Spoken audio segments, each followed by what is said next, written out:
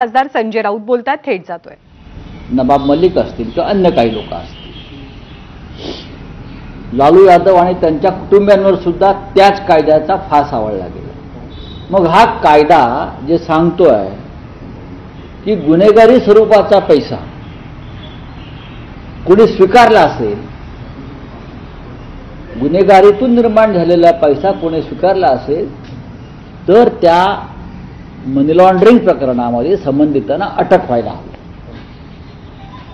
हा असं त्या कायद्यातली स्पष्ट व्याख्या आहे.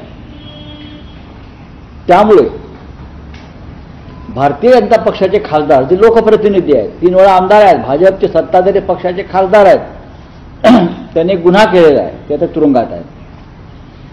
त्यांचं स्टेटमेंट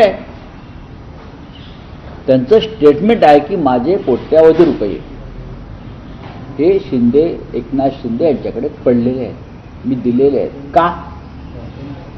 कोट्यावधी रुपये, माझ्यानुसार हा आकडा 100 कोटीच्या वर आहे. आमच्या सगळ्यांच्या माहितीनुसार आणि त्या भागातल्या लोकांनी दिलेल्या माहितीनुसार हा आकडा 100 कोटीच्या वर आहे आणि गेल्या 10 वर्षामध्ये ही रक्कम त्यांच्याकडे पोहोचलेली आहे.